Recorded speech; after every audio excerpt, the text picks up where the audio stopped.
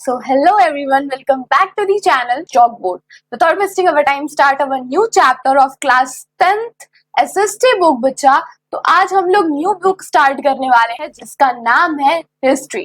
ठीक, सिविक्स के 2 चैप्टर्स हम लोगों ने बिल्कुल अच्छे तरीके से क्लियर आउट कर लिए और उस चैप्टर के मैंने आप लोग को सारा फंडे जो थे, सारे मतलब कॉन्सेप्ट जो था भाई, वो सारी चीजें मैंने आप लोग को क्लियर आउट करवा दी है। ठीक, फिर भी बच्चा अगर आप लोग को उन 2 चैप्टर्स से कोई भी रिलेटेड एनी डाउट, कोई भी डाउट अगर बच्चा पार्टी रेज होता है तो आप लोग बिना किसी हेसिटेशन के पूछ लेना। ठीक, तो today we will start our new book of new book of SST और उसका नाम है हिस्ट्री। हिस्ट्री मतलब क्या होता है भाई? हिस्ट्री का मतलब क्या होता है बच्चा पार्टी? इतिहास। ठीक, हिस्ट्री मतलब क्या होता है यार? इतिहास। ठीक, पुरानी चीजों को पढ़ना। ठीक, हमारे पुराने टाइम में हमारे 100 साल 1000 साल पहले क्या क्या चीजें हुई थी, उन सारी चीजों को जानना ही होता है भाई, मतलब पास्ट के चीजों को जानना ही होता है हिस्ट्री। ठीक, अगर हम लोग इस बुक के सिलेबस के बारे में बात करें बच्चा पार्टी, तो इस बुक के सिलेबस में बहुत सारे चैप्टर्स हैं और बहुत ही इंटरेस्टिंग चैप्टर है बच्चा पार्टी। और पहला चैप्टर है भाई इतना ज्यादा इंटरेस्टिंग है। और अगर बात करें भाई, थोड़ा सा ये मत समझना कि मैम डरा रही हैं आप लोग को, डोंट थिंक दैट, मैं डरा नहीं रही हूँ भाई। लेकिन ये जो पहला चैप्टर है, आई एम ओनली सेइंग, मैं सिर्फ बता रही हूँ आप लोग को कि जो पहला चैप्टर है ये थोड़ा कॉम्प्लिकेटेड होता है। क्यों कॉम्प्लिकेटेड होता है? क्योंकि इसमें बहुत सारी कहानियां और इसमें बहुत सारी कहानियों को एक दूसरे से रिलेट करके पढ़ना है। ठीक है, तो that's why this chapter is very complicated. बहुत सारे बच्चों को मेन इसी चैप्टर में डाउट होता है बच्चा, तो हम लोग धीरे धीरे एक एक वर्ड को, एक एक शब्दों को पढ़ते हुए चलेंगे क्योंकि भाई एनसीईआरटी है। एनसीईआरटी नए नए भारी भरकम वर्ड को इन्वेंट करता है। ठीक है, और बच्चों को उसकी मीनिंग समझ में नहीं आती है, तो भाई चिंता मत करना, मैं एक एक वर्ड के मीनिंग आप लोग को बिल्कुल अच्छे तरीके से समझाते जाऊंगी। ठीक, आगे की बात अगर हम लोग बोले बच्चा, तो इसका फर्स्ट चैप्टर ही थोड़ा कॉम्प्लिकेटेड है, उसके आगे के चैप्टर्स उतने ज्यादा कॉम्प्लिकेटेड नहीं है। मतलब आगे के चैप्टर्स कौन से होंगे, जैसे कि nationalism in India, this chapter is not more complicated because वो बहुत सिंपल सा चैप्टर है यार, वो बस कहानी की तरह है। आप लोग आजादी की कहानी सुने ही हो थोड़ी बहुत, ठीक, कि गांधी जी ने कैसे आजादी लाया, तो बस थोड़ा सा उसको ब्रॉड वे में है। ठीक, तो वो भी हो जाएगा आराम से। उसके बाद the making of global world, industrialisation, और फिर उसके बाद प्रिंट कल्चर। और ठीक, ये सारे चैप्टर्स, इन 5 चैप्टर्स को हम लोग को हिस्ट्री में रीड करना है, पढ़ना है। ठीक है, तो भाई बिल्कुल टेंशन मत लेना। ठीक, सिर्फ एक काम करना कि आप लोग फोन लेना। ठीक, मैं बता रही हूँ सिंपल तरीका, क्योंकि भाई हिस्ट्री में तो लिखना होता नहीं है। ठीक, हाँ बच्चे, नोट्स प्रिपेयर करना बहुत ज्यादा इंपॉर्टेंट है क्योंकि आप लोग 10th में हो, तो खुद से नोट्स बनाना भाई अब स्टार्ट कर दो। और भाई दूसरी चीज ये कि क्वेश्चंस तो सॉल्व करना नहीं है इसमें, तो सिर्फ एक फोन लो, कान में ईयरफोन डालो और बस पढ़ना स्टार्ट कर दो दिमाग लगा के। ठीक, बट जब उन सारी चीजों को पढ़ना तो अपने कंसंट्रेशन लेवल को एकदम हाई कर लेना और सिर्फ उन सारी चीजों पे फोकस करना जो कि मैं पढ़ा रही हूँ। ठीक, तो चलो भाई, आप लोग को इंस्ट्रक्शंस दे दिए मैंने, बता दिया चैप्टर थोड़ा कॉम्प्लिकेटेड है, लेकिन टेंशन ना लो भाई। ठीक, मैं हूं ना, हो जाएगा आराम से। ठीक है, और भाई हमारे बच्चे तो है ही होना। ठीक, 9th पास करके आए भाई 10th की जंग को लड़ने, तो भाई तुम लोग तो हो ही इतने महान। ठीक, तो भाई अब देखो स्टार्ट करते हैं। तो देखो बच्चा, first chapter of our history book is the rise of nationalism in Europe. ठीक, देखो भाई, हमारा ये चैप्टर है, ठीक, हिस्ट्री का फर्स्ट चैप्टर है, क्या नाम है इसका? The rise of nationalism in Europe. ठीक है, अब भाई अगर हम लोग बात करें तो यूरोप के बारे में, यूरोप जानते हो क्या होता है? ठीक है, तो यहाँ पे क्या बात हो रही है कि यूरोप में जो नेशनलिज्म है, किसकी बात हो रही है यार? यहाँ पे बात हो रही है नेशनलिज्म की। ठीक, अब तुम लोग सोच रहे हो कि यार कि नेशनलिज्म किस चिड़िया का नाम है यार? तो भाई सबसे पहले किसी भी चैप्टर को पढ़ने से पहले उसके चैप्टर के मीनिंग को हम लोग समझ लेते हैं। तो यहाँ पे क्या बोल रहा है कि यूरोप में जो नेशनलिज्म की फीलिंग है या नेशनलिज्म है, वो किस तरीके से हम लोग राइज करें या बढ़ाएं, ठीक, या फिर लेकर आए उस चीज को। तो नेशनलिज्म क्या होता है कि लोग एक स्टेट में रहे, एक नेशन स्टेट क्रिएट करके रहे, जहाँ पे लोगों की एक कॉमन आइडेंटिटी हो, कलेक्टिव आइडेंटिटी हो, लोग अपने चीजों को शेयर करें, ठीक, अपने कल्चर को शेयर करें। तो दीज आर द नेशनलिज्म, ताकि लगे कि भाई हाँ हम लोग एक कंट्री में रह रहे हैं, वो भी फुल यूनिटी से रह रहे हैं, अपने कल्चर को, अपने सारी चीजों को हम लोग शेयर कर रहे हैं, अपने कल्चरल आइडेंटिटी को हम लोग शेयर करते हुए चल रहे हैं। This is the main meaning of nationalism. ठीक है बच्चा, तो यहाँ पे क्या बोल रहे हैं कि भाई हम लोग यूरोप में नेशनलिज्म को किस तरीके से राइज करें। ठीक, अब देखो बच्चा, कुछ 2-3 टॉपिक्स में बता देना चाहती हूँ बच्चा, क्यों क्यों नेशनलिज्म लाना है बच्चा। इसलिए लाना है क्योंकि पहले के टाइम में, जैसे अभी के टाइम में, ठीक, अभी के टाइम में सरकार है, हम लोग डेमोक्रेसी चल रही है, हम अपने सरकार को खुद चुन लेते हैं, वैसे पहले के टाइम में नहीं रहता था, बिल्कुल भी नहीं रहता था। पहले के टाइम में सिर्फ सिंपल सा ये चलता था ना भाई कि एक राजा रहेगा वहां पे, ठीक, और उस राजा की बात सारे प्रजा को मानते हुए चलनी होगी, बिना कोई चूचा किए। ठीक है भाई, कि भाई आप जो राजा कह रहा है भाई आपको मान के चलना है, राजा ने कहा दिन तो दिन, रात तो रात, समझ गए भाई। मतलब राजा के बात को कोई टाल नहीं सकता है, अगर उन्होंने कोई गलत चीज भी बोल दी है तो वो भी होगी, कोई सही चीज बोल दी है तो वो भी होगी। ठीक, राजा का डिसीजन सबसे सर्वोपरि रहता है। ठीक, तो वहां पे मोनार्की सिस्टम पहले चलता था, तो लोगों के अंदर ये रहा कि भाई अब ये मोनार्की सिस्टम जो है, अब हमें इस मोनार्की सिस्टम से आजाद पाना है, we can't follow this system. अब हम फॉलो करेंगे तो करेंगे सिर्फ और सिर्फ नेशनलिज्म की फीलिंग जो कि यूरोप में राइज होनी ही चाहिए। फुल चैप्टर इसी चैप्टर पे बेस्ड है बच्चा। तो अब देखो बच्चा, आगे बढ़ते हैं और इस चैप्टर को हम लोग स्टार्ट करते हैं। देखो यार, आप पहले ही फर्स्ट चैप्टर में ये आप लोग को एक इमेज दिख रहा होगा भाई, ये इमेज से बच्चा जान रहे हो, इस पूरे इमेज से ना बहुत सारे क्वेश्चंस बनते हैं यार, मतलब बहुत ज्यादा ही क्वेश्चंस बनते हैं। आप लोग सोच रहे होगे कि यार ये एक जो क्रिश्चियन जी हैं वो अपने मतलब क्रिस्ट जी हैं वो हैं फ्रेटर्निटी, यहाँ पे लिखा है बच्चा, यहाँ पे क्या लिखा है, FRATERNITY,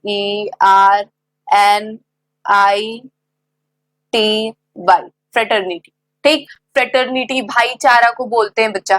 ठीक, यहाँ पे लोग चल रहे हैं तो आप लोग सोच रहे हो कि भाई ये है क्या। ठीक, तो मैं बताती हूँ बच्चा, ये इस प्रिंट का कितना ज्यादा वैल्यू है इस चैप्टर में।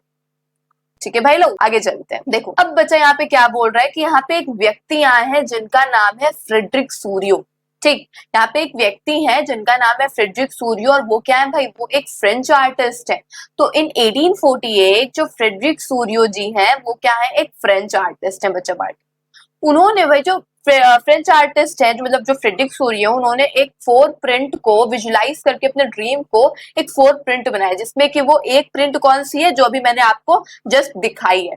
ठीक है बच्चा, तो देखो इन 1848 में जो फ्रेडरिक सूरियो नामक व्यक्ति थे वो क्या थे, एक फ्रेंच आर्टिस्ट थे, जिन्होंने अपने ड्रीम को विजुअलाइज करके प्रिपेयर किया था 4 सीरीज ऑफ प्रिंट्स को, जिसमें कि एक प्रिंट्स मैंने अभी जस्ट आप लोग को दिखा दी। और सो वो प्रिंट का नाम क्या है बच्चा, the print name are more important, so please बच्चा इस चीज को पढ़ लो। ठीक, तो dream of world made up of democratic social republics, this is the name of this this is the name of that print जो मैंने अभी जस्ट आप लोग को दिखाया। ठीक, और वो कब, ये देखो ये चीज याद रखना कि उस प्रिंट को किसने बनाया, तो भाई फ्रेडरिक सूरियो ने बनाया। फ्रेडरिक सूरियो ने कब बनाया, तो 1848 में बनाया। फ्रेडरिक सूरियो कौन थे, तो वो एक फ्रेंच आर्टिस्ट थे। ओके बच्चा पार्टी, आगे चलते हैं हम लोग।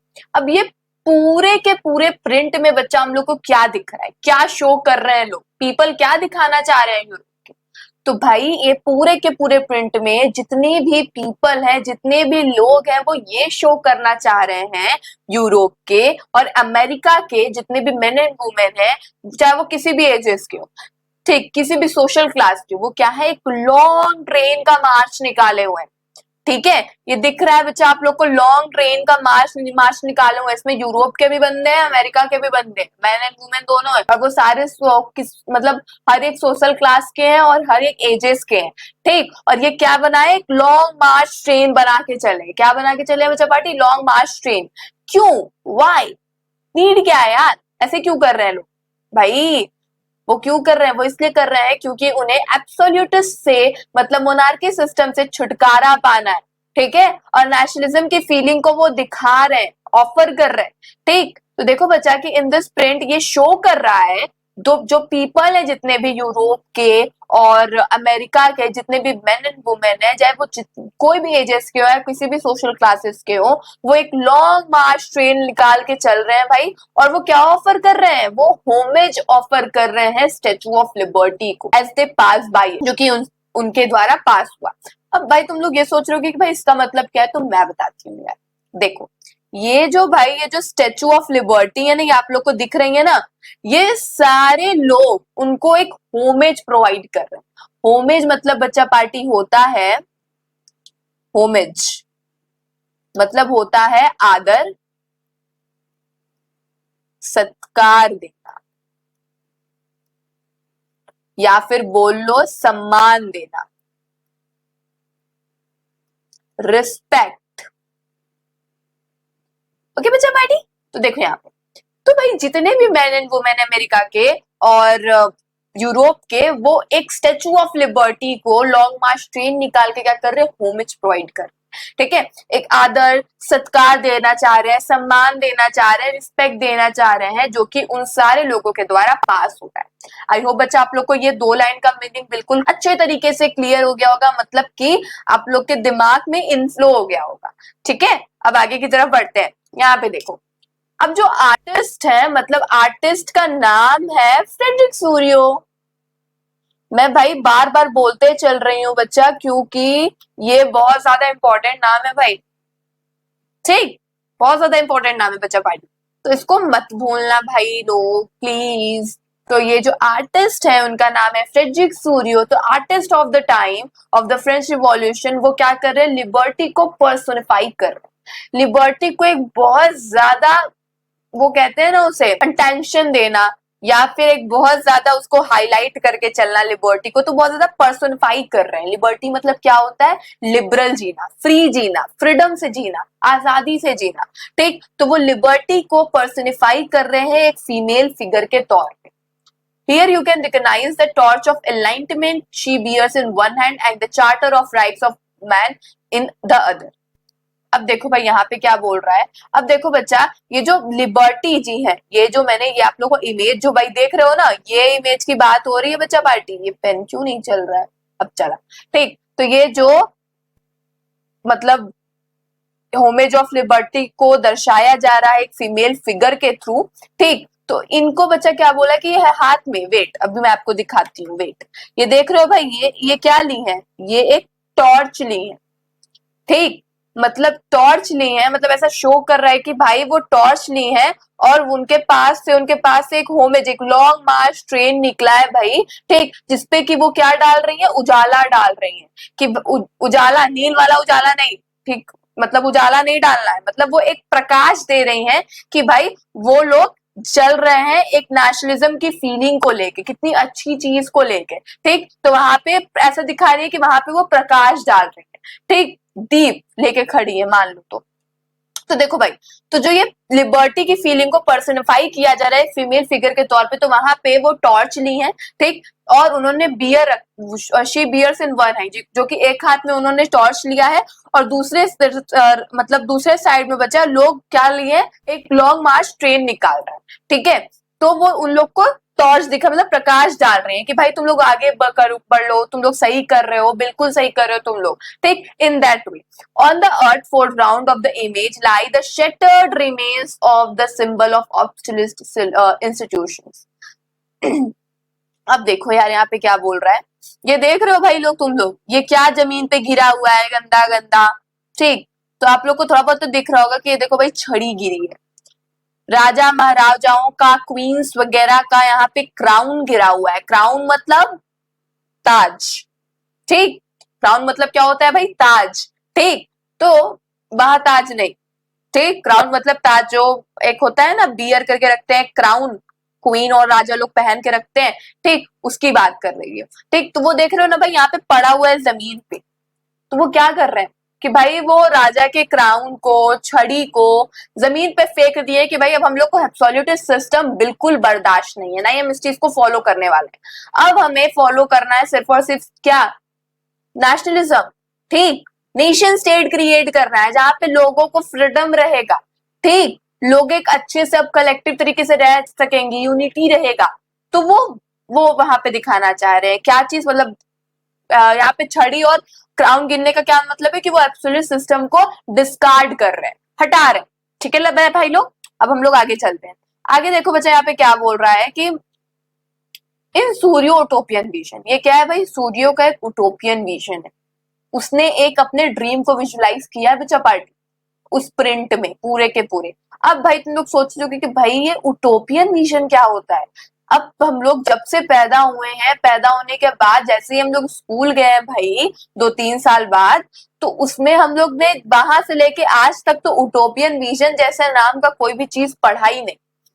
ठीक, कोई तो भाई देखो उटोपियन, भाई तुम लोग को पता है, तुम लोग एनसीईआरटी पढ़ रहे हो, तो एनसीईआरटी में भाई थोड़े बड़े बड़े भारी भरकम वर्ड्स का यूज होता है, थोड़े नहीं बहुत, ठीक, बहुत यूज होता है। तो उटोपियन विजन मतलब होता है कि भाई एक ऐसा थिंकिंग, एक ऐसी सोच जो कि एक्चुअल लाइफ में एग्जिस्ट ही ना करती हो।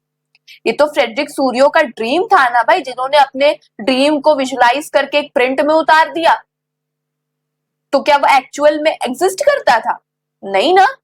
तो यहाँ पे क्या उटोपियन विजन, ये सूर्यो का एक ऐसा थिंकिंग था, एक ऐसा सोच था जो कि एक्चुअल में एग्जिस्ट ही नहीं करता है। ठीक है, तो जो पीपल है of the world are group as distinct nations identified through their flags and national costume. आपको दिख रहा होगा बच्चा यहाँ पे कि जितने लोग पीपल्स है ना यहाँ पे, वो अपने अपने देश के कॉस्ट्यूम्स में अपने अपने फ्लैग्स को लेके, झंडे को लेके निकले हुए, ठीक है, अपने अपने देश के कॉस्ट्यूम्स को पहन के। ठीक, तो यहाँ पे बच्चा जर्मनी के भी लोग हैं, पोलैंड के लोग हैं, फ्रांस के लोग हैं। तो फ्रांस के लोग तो एकदम भाई नेशनलिज्म के गेट पे ही खड़े हैं कि जैसे ही नेशनलिज्म का गेट खुलेगा हम लोग तुरंत घुसेंगे अंदर।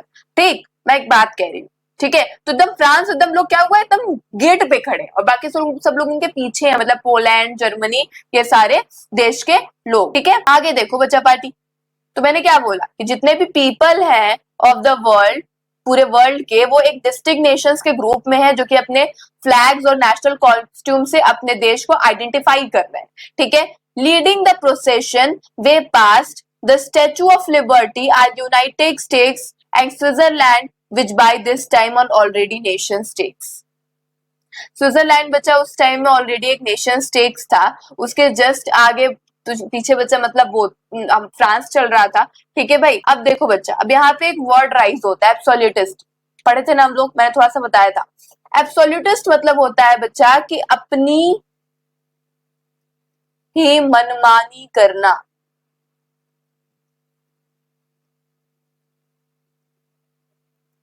सिर्फ अपनी ही मनमानी करके चलना। मतलब यहाँ पे क्या होगा, सिर्फ बात हो रही है मोनार्की की, मोनार्की की भी बात हो जाएगी, मिलिट्री सिस्टम की भी बात हो जाएगी, यहाँ पे एक सेंट्रलाइज सिस्टम की बात हो जाएगी, एक आप बोल सकते हो तो एक और चीज बोलते हैं यार, डिक्टेटरशिप की यहाँ पे भी बात हो जाएगी।